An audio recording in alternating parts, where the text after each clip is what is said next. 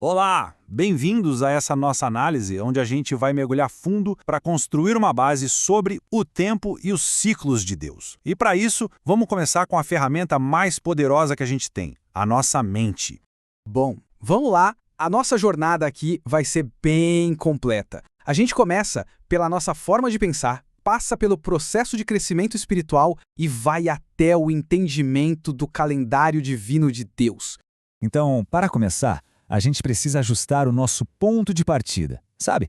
É que a maneira como a gente pensa acaba moldando todo o resto. É a base de tudo. Essa imagem aqui ilustra perfeitamente o nosso objetivo, olha só. Ter uma mente que não é descartada de jeito nenhum, mas que é renovada e alinhada com os pensamentos de Deus, sempre guiada pelo Espírito Santo.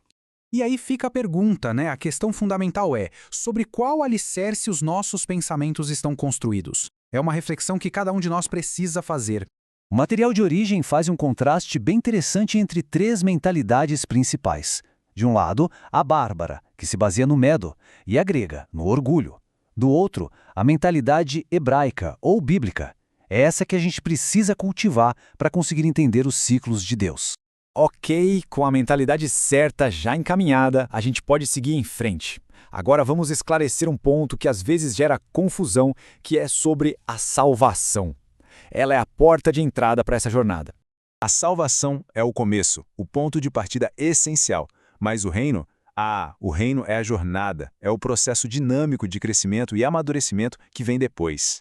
O que é muito legal aqui é como isso mostra a nossa vida espiritual como um processo que não para.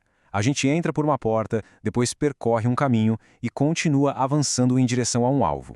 Não é uma coisa de um dia só, é uma caminhada. E essa caminhada não é de qualquer jeito, não é caótica. Ela segue um ritmo divino, muito parecido, na verdade, com os ciclos que a gente observa na natureza. Essa metáfora é poderosa. Pensa só, assim como uma árvore, a gente foi plantado para dar fruto. Mas para isso acontecer, a gente precisa respeitar, obedecer aos ciclos e às estações que o próprio Deus estabeleceu. O ponto-chave aqui é que o nosso crescimento espiritual também tem estações.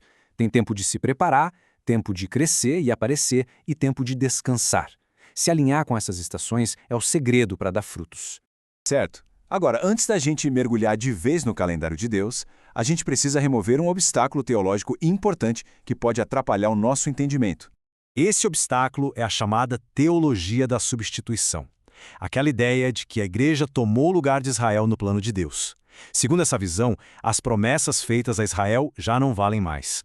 A gente precisa abordar isso para ver o quadro completo. Essa tabela ajuda a deixar tudo bem claro. O nosso propósito não é adotar rituais antigos. A ideia é redescobrir os princípios e os tempos bíblicos que são essenciais para a igreja hoje, sempre com foco na fé, na graça e no poder do Espírito Santo. Portanto, a posição bíblica, como a gente vê naquela imagem da oliveira, é que a igreja é como um enxerto nas promessas feitas a Israel. Ou seja, não somos um substituto, mas uma expansão do plano de Deus. Com essa base teológica bem firme, agora sim a gente está pronto para explorar a ferramenta que Deus nos deu para navegar nos seus ritmos, o calendário bíblico. Desde o comecinho, lá na criação, Deus já deixou claro que o Sol, a Lua e as estrelas seriam muito mais do que simples luzes no céu. Eles são, na verdade, o relógio de Deus. E esse versículo de Gênesis é a chave de tudo. Ele diz que os corpos celestes foram criados para serem marcadores de sinais e estações, ou, na palavra original, moedim, que significa encontros divinos. E olha que interessante o significado da palavra hebraica moed. Não estamos falando de festas judaicas, mas sim dos encontros que o próprio Deus marcou com toda a humanidade. No nosso dia a dia, a gente lida com dois calendários. O gregoriano, que nos conecta com o mundo secular, com os nossos compromissos, mas o calendário bíblico foi feito especificamente para nos alinhar com as atividades do reino de Deus aqui na Terra. Bom, depois de entender toda a teoria, vamos ver como a gente pode pegar tudo isso e aplicar de um jeito prático nos dias de hoje. Então a gente construiu essa base essencial falando de mentalidade, de processo e do tempo de Deus. Agora, a gente pode sair do porquê e ir para o quê. E esse é o nosso próximo passo, que é brilhante. A partir de agora, a gente vai aplicar esse conhecimento todo para entender o que Deus está fazendo no mês bíblico em que estamos, explorando as características, as bênçãos e até as conexões com as tribos.